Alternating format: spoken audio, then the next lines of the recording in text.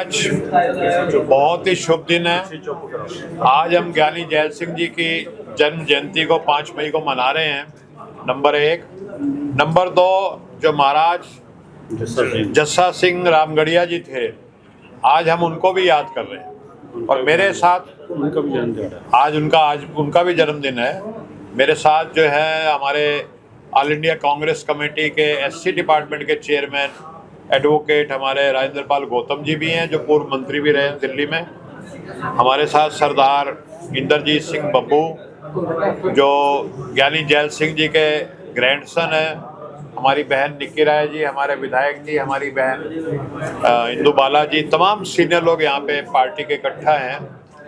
और शॉर्ट में 2-3 पॉइंट में रखना चाहता हूँ आपके सामने कि एक तो ये बीजेपी पार्टी जाति जनगणना के लिए बड़ी मुश्किल से तैयार हुई। पहले राहुल जी को अर्बन नक्सल और पता नहीं क्या क्या मोदी जी ने कहा, अनुराग ठाकुर ने कहा, लेकिन अब भी ये पार्टी जो है जाति जनगणना के नाम पे बेईमानी कर रही है।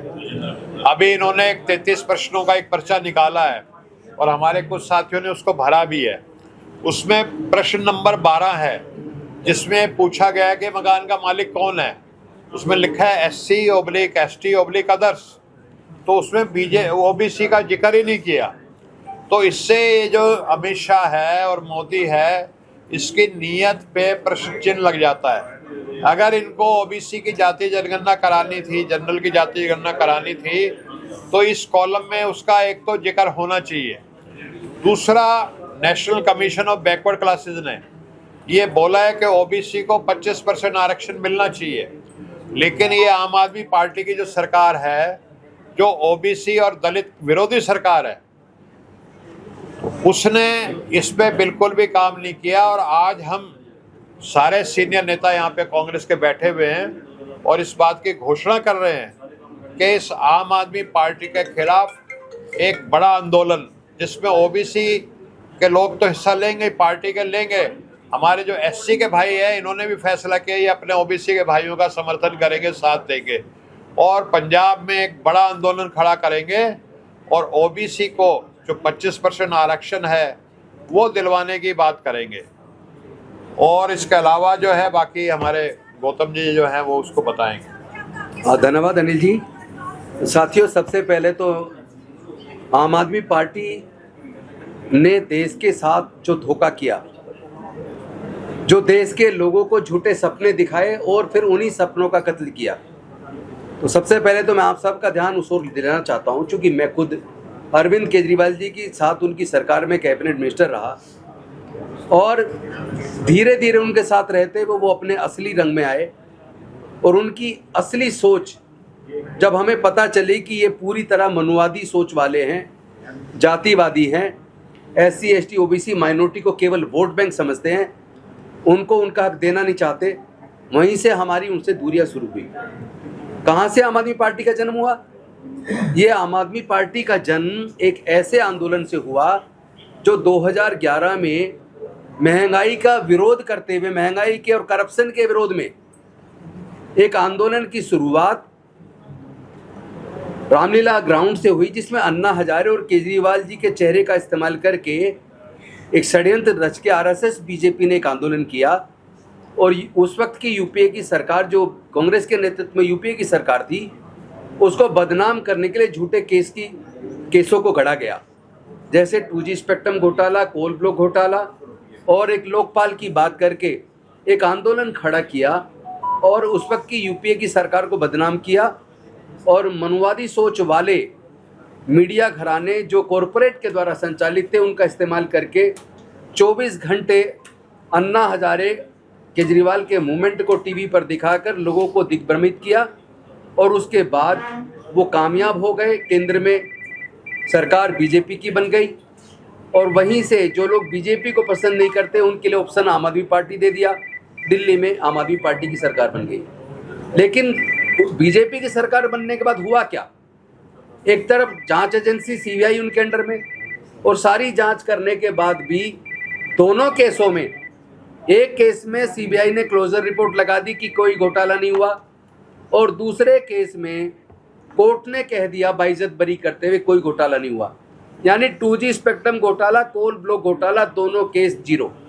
इसका मतलब कोई घोटाला नहीं हुआ था, तो फिर इतना बड़ा आडंबर 24 घंटे टीवी पे दिखाना क्या था ये अन्ना आंदोलन, और उसमें फिर लोकपाल की बात करना। तो मैं पूछना चाहता हूँ, क्या तो हसर उस घोटालों का हुआ, रिजल्ट 0, और क्या हसर उस लोकपाल का हुआ कि आज लोकपाल कहीं भारत में कहीं एक्टिव नजर आ रहा है? भारत सरकार में इतने घोटाले, उसकी कोई जांच है क्या? लोकपाल की बात करके जो सत्ता में आई पार्टी, वो क्या बताएगी कि जिन घोटालों का जिक्र करके वो सत्ता तक पहुंचे, उन्होंने कभी आज तक माफी मांगी कि उन्होंने झूठ फैलाया था? और उसके बाद 2017 में जब पंजाब का चुनाव होना था असेंबली का, उसमें आम आदमी पार्टी ने, अरविंद केजरीवाल जी ने एक वायदा किया था कि जब यहाँ आम आदमी पार्टी की पंजाब में सरकार बनेगी तो वो डिप्टी सीएम किसी दलित समाज के नेता को बनाएंगे। तो 2017 में सरकार नहीं बनी, लेकिन 2022 में पूर्ण बहुमत की जबरदस्त मेजोरिटी के साथ सरकार बनी। 117 में से 94 लोग जीत कर आए। तो फिर डिप्टी सीएम क्यों नहीं बनाया? पहली बात। दूसरी बात, पंजाब की यूनिवर्सिटीज़ के अंदर SC ST OBC का अभी तक भी रिजर्वेशन इफेक्टिव तरीके से लागू क्यों नहीं किया? तीसरी बात, SC के बच्चों का स्कॉलरशिप टाइम से रिलीज नहीं हुआ। बड़ी मात्रा में बच्चों की स्कॉलरशिप ना मिलने की वजह से बीच में पढ़ाई छूट गई, बच्चों का भविष्य बर्बाद हुआ। और इन्होंने बात की थी नशे को हम पूरी तरह पंजाब को नशा मुक्त कर देंगे। क्या पंजाब में नशा मुक्त हो गया? इन्होंने कहा था करप्शन मुक्त कर देंगे। क्या पंजाब में कोई भी काम, कोई भी सर्टिफिकेट बनवाना हो तो क्या एक भी काम बिना पैसे दिए पंजाब में हो रहा है? क्या वास्तव में यहाँ पे करप्शन खत्म हुआ या बढ़ गया? तो मैं ये कहना चाहता हूँ, केंद्र में बीजेपी शासित सरकार के तहत करप्शन कई गुना बढ़ गया है। और जो काला धन जितना था, जिसको लाने की बात की गई थी, आज विदेशों में 3 गुना काला धन बढ़ गया है। लेकिन ना अन्ना हजारे कुछ बोलते हैं, ना अरविंद केजरीवाल कुछ बोलते हैं। पंजाब के अंदर भी करप्शन खत्म होने की बजाय कई गुना बढ़ गया और नशा भी नहीं रुका। डिप्टी सीएम SC का बनाने की तो बात दूर की बात है। OBC को जो उसका हक बनता है, क्योंकि दलित और OBC दोनों को अगर जोड़ दें तो पंजाब के अंदर लगभग 80% जनसंख्या है। उस 80% जनसंख्या को उनका कोई हक नहीं दिया जा रहा। तो ऐसे में एक सवाल लोग बार बार पूछ रहे हैं कि ये जो सांसद राज्यसभा के बनाए गए, उसमें SC को और OBC को, माइनॉरिटी को सांसद क्यों नहीं बनाया? तो उसका कारण ये है क्योंकि अरविंद केजरीवाल मनुवादी सोच वाले हैं और उनकी जड़ें RSS BJP से निकली हैं। इसीलिए उन्होंने किसी भी SC ST OBC और माइनॉरिटी के किसी भी व्यक्ति को उन्होंने राज्यसभा में प्रतिनिधित्व तक नहीं दिया, जबकि 80% जनसंख्या पंजाब में SC और OBC की है। मैं अभी ये सवाल बाद में पूछ रहा ना, अपनी बात पूरी कर दूं, लास्ट है मेरा। तो मेरा सवाल ये है कि अब जो लोग कह रहे हैं कि वो सारे सांसद चले गए, अब कोई मुझे बताए जितने राज्यसभा के सांसद गए जिन्होंने बीजेपी जोन की है, क्या उसमें एक भी SC OBC का है? एक भी नहीं है। दूसरी बात, जिन जड़ों से इनका जन्म हुआ आम आदमी पार्टी का, आम आदमी पार्टी अपनी जड़ों में वापस लौट रही है। कुछ लोग उस वक्त चले गए जब कपिल मिश्रा गए, कुमार विश्वास गए, कुछ लोग उसके बाद चले गए, और उसके बाद जो 2025 का चुनाव हुआ, कुछ लोग इनके विधायक 15-16 विधायक तब बीजेपी में चले गए, और अब इनके साथ सांसद बीजेपी में चले गए। ये इसलिए जा रहे हैं क्योंकि जिन जड़ों से ये पैदा हुए हैं अपनी जड़ों में वापस जा रहे हैं। आम आदमी पार्टी पंजाब के चुनाव आते आते खत्म हो जाएगी। जो मनवादी सोच वाले उन जड़ों से निकले लोग आए थे आम आदमी पार्टी में, वो सारे बीजेपी में चले जाएंगे, और जो मानवतावादी न्यायवादी सोच से भ्रम में आकर इनके साथ जुड़ गए थे, वो सारे लोग धीरे धीरे कांग्रेस पार्टी में शामिल हो जाएंगे। अब आप सवाल पूछ सकते हैं। सर, ये जो आंदोलन है, ये आंदोलन क्या आईना दिखाएगा पंजाब के लोग? हम लोग सामाजिक न्याय की बात कर रहे हैं। हमारे नेता आदरणीय राहुल गांधी पूरे देश में जाकर लोगों की वोट चोरी कैसे रुके, या चुनाव चोरी हो रहे हैं, और उसमें SC ST OBC माइनॉरिटी को ना तो उनका हक मिल रहा है, उनकी हिस्सेदारी भागीदारी जितनी जनसंख्या की है उस हिसाब से उनको कोई उनका हक मिल नहीं रहा है। और साथ ही साथ जो भय का माहौल पैदा किया गया धर्म के नाम पर, जाति के नाम पर, आज उसके खिलाफ आदरणीय राहुल गांधी मजबूती से सामाजिक न्याय की लड़ाई लड़ रहे हैं। और पंजाब में भी सामाजिक न्याय की जरूरत है, क्योंकि यहाँ पर दलित और OBC कम से कम 80% है, लेकिन 80% लोगों को यहाँ पंजाब में किनारे से लगा के रखा है। यहाँ की सरकार सामाजिक न्याय को नहीं मानती, और सामाजिक न्याय की लड़ाई को हम लोग मिलकर मजबूती के साथ लड़ेंगे। एक एक गांव तक पूरे दलित पिछड़े सब लोग एकजुट होकर इस सरकार को, इस मनोवादी सरकार को उखाड़ के फेंक देंगे, जिसने झूठे सपने दिखाकर उन्हीं सपनों की हत्या की है। Rajendra ji, you mentioned that how BJP they pitched the Aam Aadmi Party and it was all to target the Congress. When Congress was aware about it, why Congress didn't prepare well in advance about it? नहीं, actually उस वक्त जो आंदोलन हुआ उस वक्त तक कांग्रेस को ये पता ही नहीं लगा कि ये उसी की सरकार के दौरान उसी के खिलाफ एक षड्यंत्र बन गया। कहीं ना कहीं उनकी आईबी का फेलियर है पार्टी का, अदरवाइज तो उसी वक्त ध्यान देना चाहिए था।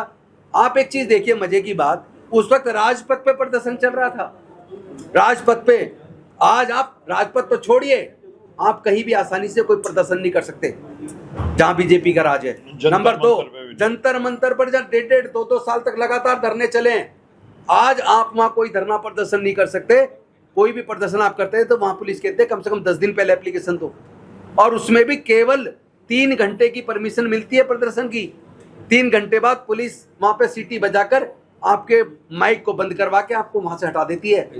तो डेमोक्रेसी किस तरीके से खत्म हो रही है, आपका फंडामेंटल राइट खत्म हो रहा है, freedom of speech and expression खत्म हो रहा है। अभी जो डाटा आया इंटरनेशनल फोरम से कि जो मीडिया की स्वतंत्रता के मामले में भी भारत पाकिस्तान से भी पीछे चला गया है, कुपोषण के मामले में और डेमोक्रेसी का जो स्तर है उस मामले में, करप्शन के मामले में, हर क्षेत्र में भारत का स्तर दुनिया के देशों की तुलना में गिरा है। हमारी कूटनीति फेल हुई है, हम लोग एक कंप्रोमाइज्ड पीएम के साथ हम लोग इस देश को चला रहे हैं, जिसने अमेरिका के सामने एक तरफा डील करके सरेंडर किया है। और ये सरकार बीजेपी की केवल मैनेजमेंट से जीतती है, क्योंकि इन्होंने मीडिया को, इन्होंने इलेक्शन कमीशन को, इन्होंने ब्यूरोक्रेट्स को, इन्होंने जांच समिति, सारी जांच एजेंसीज का, सबका इस्तेमाल इन्होंने विपक्ष को कुचलने के लिए किया है। एक परसेप्शन है जो पंजाब की कांग्रेस है, वो जो सूबा सरकार है, यहाँ की आम आदमी पार्टी की सरकार है, उसके खिलाफ भी बड़ा आंदोलन करने में, उसके खिलाफ भी बड़ा लोगों में मैसेज देने में विफल साबित हुई है। आज आप आंदोलन की बात, आज आपको हम बता रहे हैं, हमारा SC OBC डिपार्टमेंट मिल के अपनी कांग्रेस पार्टी के शीर्ष नेतृत्व को साथ लेके यहाँ की सरकार के एक एक घोटाले को उजागर भी करेंगे, और तमाम जनता के मुद्दे पे हम लगातार संघर्ष करेंगे और एक एक गांव तक इस आंदोलन को पहुंचाएंगे और आम आदमी पार्टी की जड़ें हिलाकर उसको उखाड़ के फेंक देंगे। मेरा सवाल था, 4 साल कहाँ पे थी कांग्रेस पार्टी? 4 साल देखिए, लगातार चल रहा है प्रदर्शन, लगातार आवाज उठाई जा रही है। आप नहीं देख रहे, चूंकि मेन स्ट्रीम मीडिया बीजेपी के लिए काम कर रहा है, और पूरा इतना बड़ा धन वो जो मीडिया को जो या सरकार देती है प्रचार के लिए, इसीलिए यहाँ जो प्रदर्शन करे गए वो दिखाई नहीं दिया आज तक मीडिया। प्रेसिडेंट जो पंजाब के प्रेसिडेंट है, उनके ऊपर एलिगेशन लगते हुए भगवंत मान के साथ मिले हुए हैं। नहीं, वो गलत है। नहीं, ये सब कोई मुद्दा नहीं है, ये बनाया जा रहा है, और कहीं ना कहीं इसके पीछे बीजेपी है। देखो ऐसा, और चूंकि आम आदमी पार्टी बीजेपी की बी टीम है। एक सेकंड, मैं एक चीज बात करना चाहता हूँ। अभी 2 दिन पहले यहाँ पे नायब सिंह सैनी साहब आए, जो हरियाणा के मुख्यमंत्री हैं, और मोदी जो है डे 1 से छाती ठोक ठोक के कहता है कि मैं OBC हूँ, ठीक है, लेकिन अभी 273 संसद की सीटों की घोषणा हुई है जो महिलाओं के नाम पे जाएंगी। हमारी पार्टी ने, राहुल गांधी जी ने, प्रियंका जी ने अपने भाषण में पार्लियामेंट कहा कि भाई ये महिलाएं तो डेमोक्रेसी में सबका प्रतिनिधित्व होना चाहिए। हमारे देश में SC भी हैं, ST भी हैं, OBC भी हैं, सब वर्ग हैं। तो इस आरक्षण को ऐसा करो कि, क्योंकि इससे पहले पंचायत का अधिनियम आया था जो राजीव जी लेके आए थे, पंचायती राज अधिनियम 73-74, उसमें OBC के लिए आरक्षण की व्यवस्था थी, महिलाओं के लिए OBC के आरक्षण की व्यवस्था है। लेकिन ये जो लेकर के आ रहे हैं, ये 273 सीटें ऐसे चाहते हैं कि जैसे इनके अभी महिलाएं जिनको लेके आते हैं, हेमा मालिनी, कंगना रनौत और वो कौन है, स्मृति ईरानी, ये ऐसी महिलाओं को लाना चाहते हैं। और हमारी पार्टी का डे 1 से ये है कि अगर इसमें SC, ST, OBC जो हमारी बहनें हैं, जो काम करती हैं, जो खेतों में काम करती हैं, जो मजदूरी करती हैं, अगर उनका प्रतिनिधित्व नहीं हुआ तो ये लोकतंत्र का फेलियर होगा। लोकतंत्र का मतलब ये है कि हर वर्ग का equal as per their population participation होना चाहिए। तो हमारी पार्टी ने OBC महिलाओं के आरक्षण की भी बातें इसमें रखी हैं, जिसमें चाहे आम आदमी पार्टी हो, चाहे ये मोदी जी की हो, चाहे नायब सिंह सैनी हो, ये इस पे कुछ बोलते नहीं है। ठीक है, थैंक यू सो मच।